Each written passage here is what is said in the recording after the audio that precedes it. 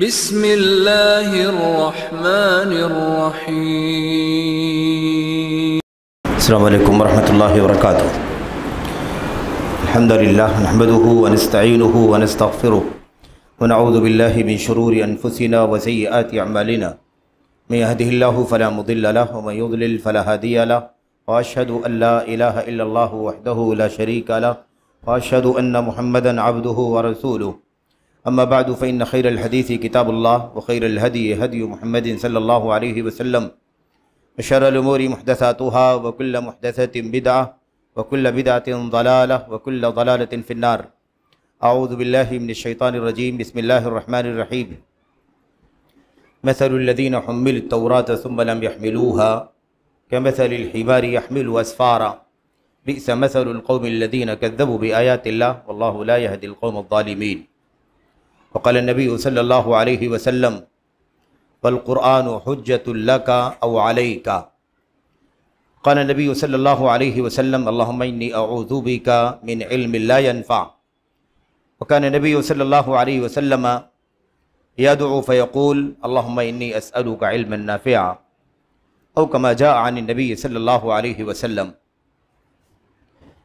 دار التربیت الاسلامیہ و تحفیظ القرآن ممرہ کے طلباء کی تکریم کا، انہیں ان کے تعلیمی مظاہرے کا، انہیں انعامات سے، شہادات سے نوازنے کا آج کا جو یہ پروگرام ہے، اس پروگرام کے معزز صدر فضیلت الشیخ عبدالسلام صاحب سلفی حفظہ اللہ، اسی طرح سے خصوصیت کے ساتھ اس بزم کے خطیب برادر گرامی فضیلت الشیخ ارشد سکراوی حافظہ اللہ، اس مجلس کے ناظم فضیلت الشیخ عبدالکریم صاحب سنابلی حافظہ اللہ، مجلس میں تشریف فرما علاقے کی، اطراف کی قابل احترام بزرگ علمی دعوتی شخصیتیں، آپ تمام قابل احترام حاضرین، خصوصیت کے ساتھ طلباء کے جو اس مدرسے میں زیر تعلیم ہیں ان کے سرپرست حضرات، اسی طرح سے آپ تمام عزیز طلباء مجلس میں اگر تشریف فرما ہیں، قابل احترام مائیں اور بہنیں، تو قابل احترام مائیں اور بہنیں، یہ سالانہ اجلاس جس میں ہم اور آپ یہاں اس وقت حاضر ہیں، اس طرح کی اس سے پیشتر کئی ایک مناسبتوں میں اللہ تبارک و تعالیٰ نے ہمیں اور آپ کو بیٹھنے کی، حاضر ہونے کی سعادت عطا فرمائی۔ یہ مجلسیں سب سے زیادہ اہمیت کے حامل مجلسیں ہیں، اس میں جو شرف ہے، اس میں جو سعادت ہے، اس میں جو عظمت ہے، عظمت کا احساس ہے، وہ کسی اور مجلس میں نہیں ہوتا، اس لیے کہ ہم اللہ تبارک و تعالیٰ کے گھر میں بیٹھے ہیں، اللہ تعالیٰ کے کلام کے حفظ کرنے والے، دینی تعلیم حاصل کرنے والے طلباء کی تکریم کے لیے، ان کی تشجیع کے لیے، حوصلہ افزائی کے لیے یہاں بیٹھے ہیں، حاضر ہوئے ہیں۔ ظاہر ہے کہ اس سے زیادہ اہمیت کی کوئی اور مجلس نہیں ہو سکتی، اس لیے ہمیں اور آپ کو اللہ تبارک و تعالیٰ کی حمد کرنی چاہیے کہ اللہ عز و جل نے ہمیں اور آپ کو اس کی توفیق عطا فرمائی۔ اس مدرسے کے جو روح رواں ہیں، اس کے کرتا دھرتا ہیں برادرم خالد شیخ صاحب اور ان کے جو بھی معاونین ہیں، ان کے جو بھی اس کار میں ان کے ساتھی ہیں، شانہ بشانہ چلنے والے لوگ ہیں، وہ قابل مبارکباد ہیں کہ ایک مدرسے کی سرپرستی، اس کی دیکھ ریکھ، جہاں طلباء کی ایک اچھی خاصی تعداد مقامی اور ایسے ہی بیرونی حفظ قرآن سے آراستہ ہو رہی ہے، قرآن کریم حفظ کر رہی ہے، اور ایسے ہی شریعت کے دیگر ضروری علوم جو یہاں مکتب کی شکل میں داخل ہے، شامل ہے، اس سے بھی فیضیاب ہو رہے ہیں یہ طلباء، اور دیگر بہت ساری تعلیمی، دعوتی، رفاہی سرگرمیاں الحمدللہ اس مدرسے کے زیر اہتمام جاری ہیں۔ اللہ تبارک و تعالیٰ اس کے سرپرستوں کو اور خصوصیت کے ساتھ اس کے روح رواں خالد صاحب کو جزائے خیر عطا فرمائے اللہ تبارک و تعالی کہ وہ اس کوشش کو براہ راست جاری رکھے ہوئے ہیں، تمام تر آزمائشوں کے باوجود بھی، تمام تر دشواریوں کے باوجود بھی اس مشن کو لے کر چل رہے ہیں۔ اللہ عز و جل جو لوگ بھی اس مشن میں معاون ہیں، جیسے بھی، اللہ عز و جل ان کی کوششوں کو قبول فرمائے، اور اللہ تبارک و تعالی اس مشن کو مزید آگے بڑھانے کی توفیق عطا فرمائے۔ اس طرح کے بہت سارے اداروں کی جگہ جگہ یقیناً ضرورت ہے، کیونکہ مسلم بستیوں میں، آبادیوں میں طلبہ قرآن کریم سے ناآشنا ہوں، قرآن کریم صحیح سے پڑھ نہ سکتے ہوں، قرآن کریم کے جزوی کلی طور پر حافظ نہ ہوں، یہ حقیقت میں بہت زیادہ افسوسناک بات ہے۔ قرآن کریم کو اچھی طرح سے پڑھنا اور اس کے کچھ حصے کا حفظ کرنا تو ہر آدمی کی ذمہ داری ہے، جو انسانی زندگی کی بنیاد ہے۔ میرے بھائیو، ہم اللہ تبارک و تعالیٰ کی عبادت، نماز نہ پڑھ سکیں یا ایسے ہی دیگر ضروری ادعیہ، دعائیں اور اذکار نہ جانتے ہوں، یہ تو بہت زیادہ حیرانی کی بات ہے۔ بہرحال اس سلسلے میں آپ نے ایک اہم اور گراں قدر خطاب فضیلت الشیخ ارشد صاحب سے سماعت کیا ہے۔ میں اس سلسلے میں مزید باتیں نہیں کرنا چاہتا، ایک بات کی طرف اپنی ذات کو بھی اور آپ تمام طلباء کو خصوصیت کے ساتھ متوجہ کرنا چاہتا ہوں۔ وہ بات یہ ہے کہ علم جو ہے اسی وقت ہمارے حق میں ہو سکتا ہے جب وہ علم نافع ہو۔ علم ہمارے حق میں نہیں ہو سکتا ہے جب تک کہ وہ علم نافع نہ ہو۔ علم نہیں بلکہ علم نافع کی ضرورت ہے۔ اگر ہمارے پاس علم آ بھی جائے لیکن وہ نافع نہ ہو تو حقیقت میں ہم اس سے کوئی فائدہ نہیں اٹھا سکیں گے، ہمیں کوئی نفع نہیں دے گا، اور وہ کل قیامت کے دن ہمارے حق میں نہیں کھڑا ہوگا بلکہ ہمارے خلاف کھڑا ہو جائے۔ یہ سب سے بڑا مسئلہ ہے اس وقت کا، اور ہمیشہ کا مسئلہ ہے، لیکن اس وقت خاص طور پر یہ مسئلہ ہے۔ ہم طلباء کے یہاں خاص طور پر یہ مسئلہ بہت ہی زیادہ نازک ہو گیا ہے کہ ہم علم سے آراستہ ہوتے بھی ہیں تو ہم عمل سے کورے ہوتے ہیں۔ علم کا نفع عمل ہے۔ علم اسی وقت کارآمد ہو سکتا ہے جب علم کے مطابق عمل کیا جائے۔ قرآن کریم کی آیات میں، اللہ کے نبی علیہ الصلوۃ والسلام کی احادیث میں اس سلسلے میں کئی تلقین کی گئی ہے، کئی جگہوں پر تلقین کی گئی ہے، اور یہی نہیں کہ علم پر عمل کرنے کی ترغیب دی گئی ہے کہ اے لوگو علم حاصل کرو، اس کے مطابق عمل کرو، اہل علم اہل عمل بھی بنیں، علم کو عمل میں لائیں، علم کو زندگیوں میں برتیں۔ اس کا حکم اور اس کی ترغیب ہی نہیں دی گئی ہے، بلکہ جو لوگ علم کے مطابق عمل نہ کریں ان کی سخت مذمت بیان کی گئی ہے، اور خصوصیت کے ساتھ یہود کا تذکرہ کر کے، یہودیوں کا، اہل کتاب کا تذکرہ کر کے، اور خصوصیت کے ساتھ یہودیوں کا، اہل کتاب میں سے یہودیوں کا تذکرہ کر کے، کیونکہ ہم اور آپ جانتے ہیں کہ یہودیوں کا مسئلہ کیا تھا، وہ علم تو رکھتے تھے، عمل نہیں کرتے تھے، تو اس وجہ سے ان کا تذکرہ کر کے اللہ تبارک و تعالیٰ نے انہیں اسی علم پر عمل نہ کرنے کی وجہ سے ان کی تشبیہ کتوں سے اور گدھوں سے فرمائی۔ یعنی وہ اہل کتاب یہود جن کو اللہ تبارک و تعالیٰ نے تورات جیسی کتاب عطا فرمائی، جس کے اندر ہدایت ہے، جس میں نور ہے، اور بنی اسرائیل کی سب سے عظیم الشان کتاب ہے، انجیل اسی کا تکملہ ہے، اصل کتاب تورات ہی ہے، انجیل میں اس کی تکمیل ہے، کچھ اذکار ہیں، کچھ دعائیں ہیں، کچھ مزید چند احکام اور مسائل ہیں۔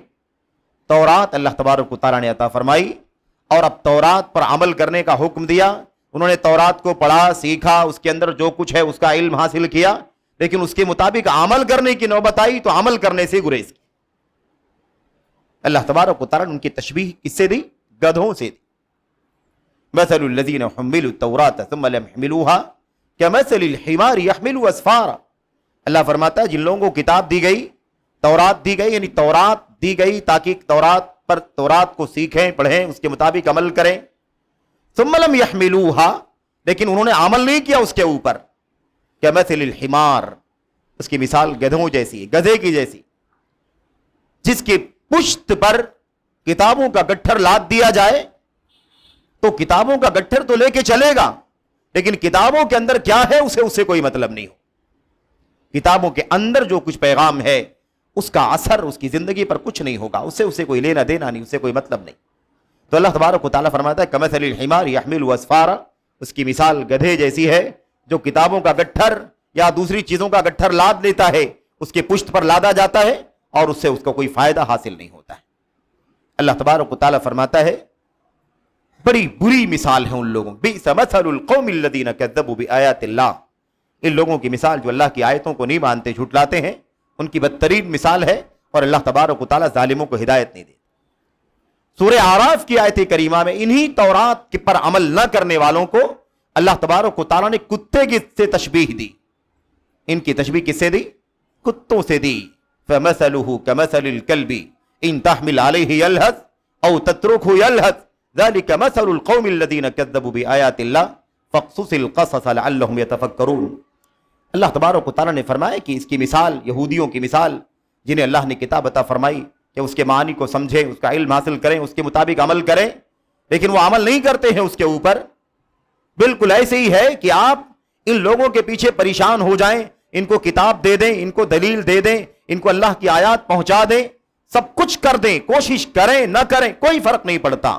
ان تحمل علیہ یلہث او تترکہ یلہث، انہیں اگر آپ ان کی مثال کتے کے جیسی ہے کہ کتے کو آپ بلائیں کچھ کھلانے پلانے کے لیے تو بھی زبان باہر نکال کر کے زبان لٹکائے ہوئے ویسے ہی دکھائی دیتا ہے، اور اگر اسے چھوڑ دیں نہ بلائیں تب بھی اسی کیفیت میں دکھائی دیتا ہے۔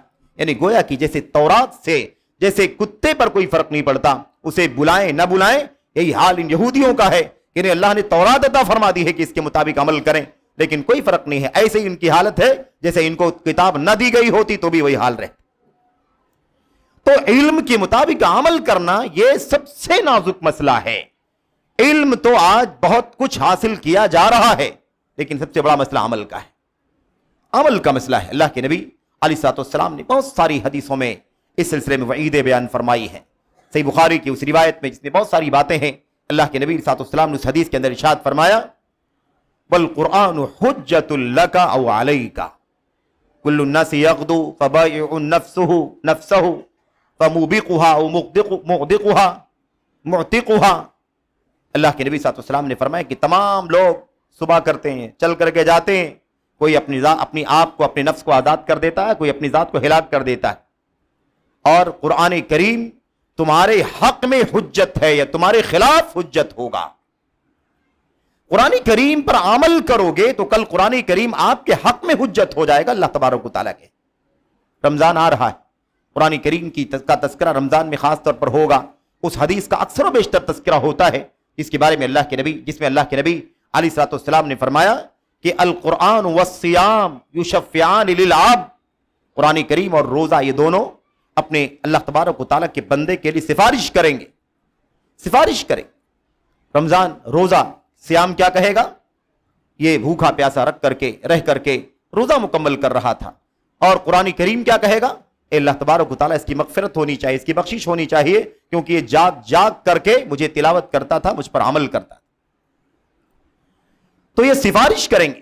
تو یہ قرآن کریم اگر عمل کیا جائے گا تو یہ آپ کے حق میں حجت ہوگا، ہمارے حق میں حجت ہوگا، اور اگر قرآن کریم پر عمل نہ کیا جائے گا تو یہ قرآن کریم ہمارے خلاف حجت ہو جائے گا، اور کل قیامت کے دن ہماری ہلاکت کا سبب بن جائے گا۔ ام المؤمنین عائشہ صدیقہ رضی اللہ تعالیٰ عنہ کے بعد وہ شاگرد جو ان کا تھا، آیا کرتا تھا، سیکھتا تھا، علم حاصل کرتا تھا، ام المؤمنین عائشہ صدیقہ رضی اللہ تعالیٰ عنہ نے ایک دن اسے پوچھا، آتے ہو، علم حاصل کرتے ہو، بہت اچھی بات ہے، لیکن جو سیکھ کر جاتے ہو اس کے مطابق عمل بھی کرتے ہو کہ نہیں کرتے ہو؟ اس کے مطابق عمل کرتے ہو یا نہیں عمل کرتے؟ اس نے کہا ام المؤمنین میں سیکھتا تو ہوں، عمل کرنے کی کوشش کرتا ہوں، لیکن بہت کچھ عمل نہیں کر پاتا، بہت کچھ جو سیکھتا ہوں، پڑھتا ہوں، اس پر عمل نہیں کر پاتا ہوں۔ تو کیا فرمایا کہ اگر تم عمل نہیں کرتے ہو تو وہ علم جو تم حاصل کر رہے ہو وہ عمل نہ کرنے کی وجہ سے تمہیں ہلاک کر دے گا، تمہیں تباہ کر دے گا۔ تو علم بغیر عمل کے ہلاکت کا باعث ہے، حجت ہے انسان کے خلاف، ہر مرد و عورت کے خلاف حجت ہے وہ علم جس پر عمل نہ کیا جائے۔ علم والوں کی بڑی دردانگیز داستان ہے، ان علم والوں کی جو علم کے مطابق عمل نہیں کرتے۔ بہت سارے ایسے لوگوں کو ہم دیکھتے ہیں جو علم والے ہیں علماء کی فہرست میں اپنے آپ کو شمار کرتے ہیں، کیے جاتے ہیں، لیکن ان کی حالت زار کو دیکھ کر کے بسا اوقات ایسا بھی لگتا ہے کہ شاید اس کا علم سے سرے سے کوئی رشتہ نہیں ہے، کوئی تعلق۔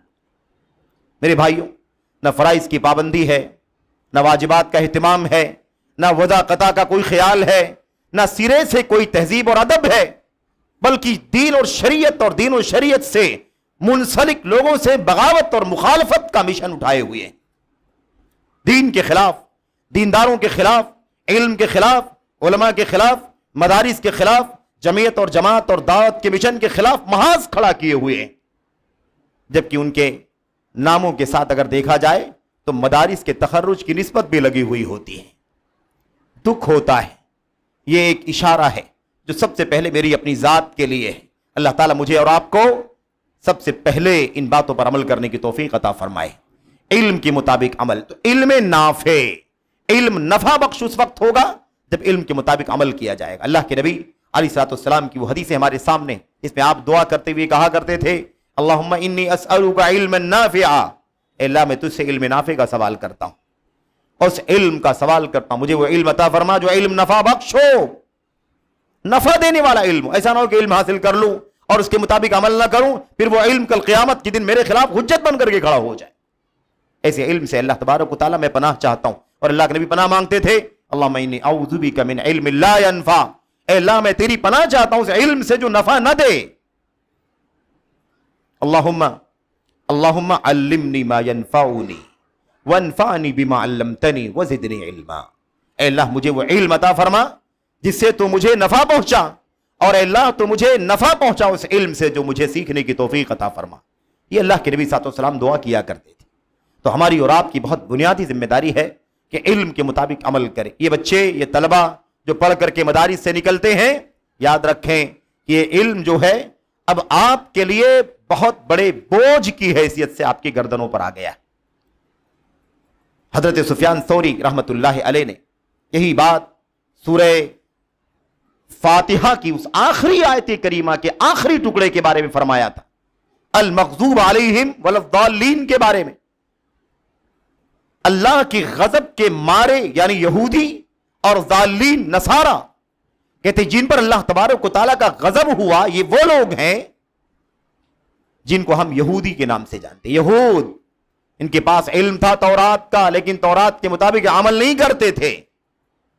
فرماتے ہیں من فسد من علمائنا ففیہ شبہ من الیہود ومن فسد من عبادنا ففیہ شبہ من النصارى، جو ہمارے علماء بگڑ گئے ہیں، جن کے علماء کا کردار گندا ہو گیا ہے، فساد آ گیا ہے ان کے عمل میں، ان کے کردار میں، ان کی مشابہت یہودیوں سے، اور جو ہماری عبادت گزار بگڑ گئے ہیں ان کے اندر عیسائیوں سے، نصارہ سے مشابہت۔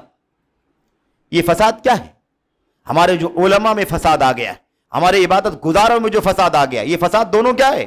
علماء کا فساد یہ ہے کہ علماء کے پاس علم ہے لیکن عمل نہیں کرتے، اور عبادت گزاروں کے ہاں جو فساد آیا ہے وہ فساد یہ ہے کہ عبادت گزار عبادت تو کرتے ہیں لیکن علم کے بغیر جہالت کے ساتھ عبادت کرتے ہیں۔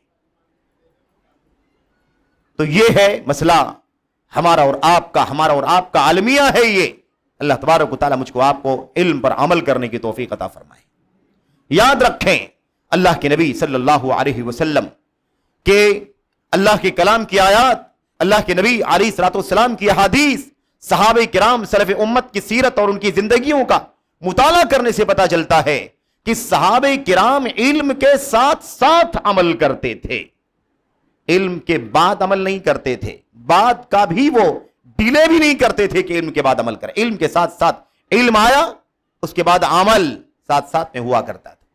یاد رکھیں صحابہ کرام بیان کرتے ہیں، تابعین بیان کرتے ہیں کہ ہم نے جن سے علم حاصل کیا ہے قرآن کریم کا، وہ ہمارے اصحاب رسول صلی اللہ علیہ وسلم، ہمارے اساتذہ جنہوں نے ہمیں قرآن کریم کا علم سکھایا ہے۔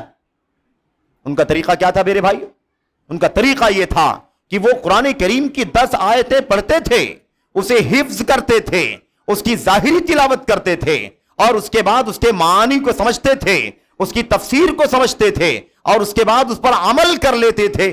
پھر اس کے بعد آگے بڑھ کر کے اگلی 10 آیتوں کو سیکھتے، پڑھتے، اس کے مطابق عمل کیا کرتے۔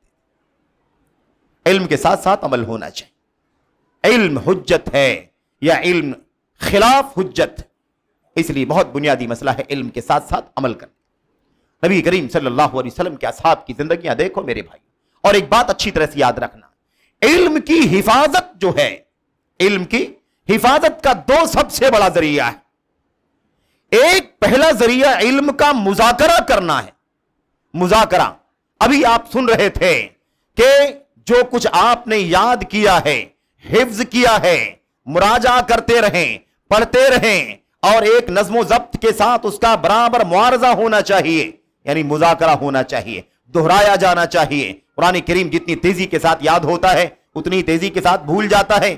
والذی نفسی بیدہ للقرآن اشد تفلتا من الابل فی عقولها، اللہ کے نبی نے فرمایا تعاہد القرآن، قرآن کریم کا ایک دم خصوصی شدت سے اہتمام کرو، اس کو بالکل پکڑ کر کے رکھو، اسے بالکل مراجعہ کر کے ازبر رکھا کرو۔ کیوں؟ اس لیے کہ وہ اتنی تیزی کے ساتھ بھاگ جاتا ہے، نکل جاتا ہے، بھول جاتا ہے کہ اس کی مثال ایسے سمجھو جیسے رسی، اونٹنی یا اونٹ کے پیر سے رسی اگر نکل جائے تو وہ اٹھ کر کے بھاگ جاتا ہے، اس سے زیادہ تیزی کے ساتھ قرآن کریم یاد کرنے والے طالب علم کے ذہن سے، اس کے دل سے نکل جاتا ہے۔ تو قرآن کریم بہت تیزی کے ساتھ یاد بھی ہوتا ہے اور بھولتا بھی ہے۔ تو علم کو باقی رکھنے کا دو ذریعہ ہے، ایک ذریعہ مذاکرہ ہے، اس کو یاد کرنا ہے، اور آپ یاد رکھیں کہ اس سلسلے میں خود نبی کریم صلی اللہ علیہ وسلم کا اسوہ سب سے پہلے ہے کہ ہر رمضان میں حضرت جبریل علیہ السلام کی آمد ہوتی تھی اور آپ ان کے ساتھ بیٹھ کر کے قرآن کریم کا معارضہ یعنی مذاکرہ کیا کرتے تھے، آپ دہراتے تھے، اس کا خصوصی اہتمام رمضان میں خصوصی اہتمام کیا کرتے تھے۔ کوئی اس کا مطلب یہ نہ سمجھے کہ پورے سال انسان قرآن کریم سے رشتہ ناتا توڑ کر کے اسے طاق پر رکھ دے اور اس کے بعد صرف اور صرف رمضان میں بیٹھ کر کے مراجعہ کرے، دہرائے تاکہ قرآن کو رمضان کی راتوں میں سنا سکے۔ نہیں، یہ مطلب نہیں ہے۔ اللہ کے نبی صلی اللہ علیہ وسلم کی جو سیرت ہے، آپ کا جو اسوہ ہے، اس کے کچھ حوالے آپ نے ابھی سنے ہیں شیخ کی زبانی، میں اس میں نہیں جانا چاہتا۔ تو پہلا جو کام ہے وہ کیا ہے؟ مذاکرہ، یعنی قرآن کریم کو دہرانا، سنت کو دہرانا، شریعت کے مسائل کو دہرانا، عقیدے کے مسائل کو دہرانا۔ کوئی قرآن سے متعلق صرف مسئلہ نہیں ہے، سارے علوم شریعت کا مسئلہ ہے، بلکہ سارے علوم دنیا کا مسئلہ ہے۔ کسی بھی علم کو باقی رکھنے کے لیے سب سے پہلا کام کیا ہے؟ اس کو دہرانا، بار بار اعادہ کرنا، مراجعہ کرنا ضروری ہے، مسلسل مراجعہ کرنا ضروری۔ دوسرا جو سب سے بڑا کام ہے، اس سے بھی بڑھ کر کے اس کے بعد، وہ کیا ہے؟ وہ ہے اس علم کو عمل میں لانا، اس علم کو عمل میں لانا۔ علم پر عمل کرنے سے علم کی حفاظت ہوتی ہے۔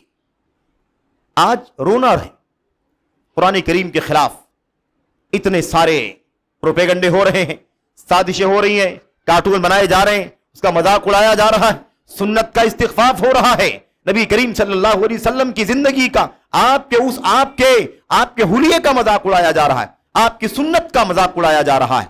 سوال یہ پیدا ہوتا ہے کہ ہم نے قرآن کریم کو اور سنت کو کس طرح سے اپنی زندگی میں برتا ہے؟ ہم نے قرآن کریم کے ساتھ کیا سلوک کیا ہے؟ ہم نے سال بھر اسے رکھ دیا، اس کی گرد جھاڑنے کے سوا کوئی کام نہیں کیا، ہم نے سنت کو گلے نہیں لگایا، ہم نے اپنی خواہشات نفسانی کی غلامی کی ہے۔ قرآن کریم کے ساتھ ہمارا یہ سلوک ہے، سنت رسول صلی اللہ علیہ وسلم کے ساتھ ہمارا یہ سلوک ہے، تو یہ ہماری حالت ہے۔ تو قرآن کا مذاق نہیں اڑایا جائے گا تو کیا کیا جائے گا؟ سنت کا ٹھٹھا نہیں کیا جائے گا تو کیا کیا جائے گا؟ ہم نے، آپ نے اگر قرآن کریم کو عملی طور پر زندگی میں برتا ہوتا، قرآن کریم ہماری زندگی میں ڈھالا ہوا ہوتا، تو کسی مائی کے لال کو جرأت نہ ہوتی کہ قرآن کریم کے خلاف اس طرح کی حرکت کر سکے۔ کوئی جلا رہا ہے، کوئی اس کا مذاق اڑا رہا ہے، کوئی اس میں وائلنس کی بات کر رہا ہے، اس کے اندر ترمیم کر کے 26 آیتوں کو نکالنے کی بات کر رہا ہے۔ یہ صورتحال کہاں سے پیدا ہو گئی؟ ہماری بدعملی کی وجہ سے۔ قرآن کریم کے ساتھ ہمارا جو رویہ ہونا چاہیے اس کو ہم نے فراموش کر دیا۔ قیامت کا دن ہوگا، نبی کریم صلی اللہ علیہ وسلم رب ذوالجلال کے سامنے کھڑے ہوں گے، شکایت کریں گے، ان قوم اتخذوا هذا القرآن مہجورا، اے رب کریم، میری قوم کے لوگوں نے اس قرآن کریم سے رشتہ کاٹ لیا تھا، اسے مہجور کر دیا تھا، اسے چھوڑ دیا تھا، اس کا بائیکاٹ کر دیا تھا، اسے تبرک کے لیے اٹھایا کرتے تھے، اسے قسم لینے کے لیے، قسم کھانے کے لیے، گواہی دینے کے لیے اٹھایا کرتے تھے، اور یا تو پھر اسے تعویذ اور گنڈے اور رقیے اور دم اور چھلے کے لیے استعمال کیا کرتے تھے۔ یہ قرآن کریم کے ساتھ ہماری صورتحال ہے۔ تو بہرحال خلاصہ کلام یہ ہے کہ علم کے مطابق عمل کرنا ضروری ہے۔ علم کے بغیر انسان یہودیوں جیسا ہے، علم کے مطابق عمل نہ کرنے کے نتیجے میں ایک شخص یہودیوں جیسا ہے، اور علم کے بغیر عمل کرنے میں انسان یہودیوں کے مقابل دوسری قوم جو نصرانیوں کی ہے، مسیحیوں کی ہے، ضالین جنہیں اللہ تبارک و تعالیٰ نے فرمایا ہے، اس سے مشابہت رکھتا ہے۔ اللہ سے دعا کرتے ہیں کہ اللہ تبارک و تعالیٰ ہمیں اور آپ کو علم کے مطابق عمل کرنے کی توفیق عطا فرمائے۔ آج سب سے بڑی شکایت یہی ہے، قدوہ جس کو آئیڈیل کہا جاتا ہے، قدوے کا فقدان، قدوہ دکھائی نہیں دیتا۔ عالم ہے، طالب علم ہے، حافظ قرآن ہے، فلاں جگہ سے اس کا تخرج ہوا، اس کے پاس ڈگری ہے، طالب علمی کے زمانے میں امتیازی نمبرات سے کامیاب ہوا ہے۔ لوگ تذکرہ تو کرتے ہیں، لیکن آج زندگیوں میں ہماری زندگیوں میں جب عملی طور پر ہمیں دیکھا جاتا ہے تو میرے بھائیوں پھر ہمارا سر شرم سے جھک جاتا ہے۔ کہاں ہے وہ علم، کہاں ہے وہ امتیاز، کہاں ہے وہ برتری، کہاں ہے وہ اونچا نام جس کا تذکرہ کیا جاتا ہے؟ میرے بھائیوں کہاں ہے ہماری بڑی تعداد علماء کرام کی جو مدارس سے نکلتی ہے ناپید ہو جاتی ہے، مدارس سے نکلتی ہے غائب ہو جاتی، کھو جاتی ہے؟ ان کا عمل، ان کا اسوہ، ان کا کردار سماج میں، معاشرے میں کہاں دکھائی دیتا ہے؟ اللہ سے دعا کرتے ہیں کہ اللہ تبارک و تعالیٰ اہل علم کو جو بھی علم حاصل کریں، قرآن کے حفظ کا علم ہو، قرآن کے معنی سمجھنے کا علم ہو، سنت اور علم شریعت کے سیکھنے اور اس پر عمل کرنے کا، اسے حاصل کرنے کا مسئلہ ہو، اللہ تبارک و تعالیٰ سبوں کو علم کے مطابق عمل کرنے کی توفیق عطا فرمائے۔ آمین رب العالمین۔ بات لمبی ہو جائے گی، اس لیے انہی باتوں پر اکتفا کرتے ہوئے اللہ سے دعا کرتا ہوں کہ اللہ تبارک و تعالیٰ یہ جن طلبہ نے قرآن کریم کا حفظ کیا ہے، اللہ تبارک و تعالیٰ انہیں اپنے حفظ کا مراجعہ کرنے کی توفیق عطا فرمائے۔ جو کچھ یہاں سے اس مدرسے سے سیکھا ہے، پڑھا ہے، اسے اپنی زندگیوں میں عملی تطبیق دینے کی توفیق عطا فرمائے۔ مدارس کا جو نظام چل رہا ہے، اس نظام پر جو لوگ بھی مامور ہیں، جنہیں بھی اللہ تبارک و تعالیٰ نے سعادت عطا فرمائی ہے، اللہ تبارک و تعالیٰ انہیں اس کا نیک صلہ بدلہ دنیا میں آخرت میں عطا فرمائے۔ کوئی چھوٹا سیٹ اپ ہو، بڑا سیٹ اپ ہو، کوئی چھوٹا ادارہ ہو، بڑا ادارہ ہو، یہ ادارے چھوٹے بڑے نہیں ہوتے، بلکہ اصل میں وہ کردار اور وہ مشن بڑا ہوتا ہے جس کے لیے وہ ادارے قائم کیے جاتے ہیں۔ اللہ سے دعا ہے کہ اللہ تبارک و تعالیٰ جو لوگ بھی تعلیم، تربیت اور دعوت کے مشن میں سچی تعلیم، سچی تربیت اور سچی دعوت، سچا مشن لے کر کے چل رہے ہیں، جس حیثیت سے بھی جہاں بھی چل رہے ہیں، اللہ تبارک و تعالیٰ ان کا حامی اور ناصر ہو، اللہ تبارک و تعالیٰ ان کی مدد فرمائے، اللہ تعالیٰ ان کی راہ میں آنے والی دشواریوں کا خاتمہ کر دے، اللہ تبارک و تعالیٰ انہیں ہمت و حوصلے کے ساتھ آگے بڑھنے کی توفیق عطا فرمائے۔ ان کے تمام تر معاونین، ظاہری، مادی، معنوی، اللہ تعالیٰ سبوں کو اپنی اپنی کوششوں کا نیک صلہ اور بدلہ عطا فرمائے۔ آمین رب العالمین۔ وصلی اللہ وسلم وبارک علی نبینا محمد وعلی آلہ وصحبہ اجمعین۔ السلام علیکم ورحمۃ اللہ۔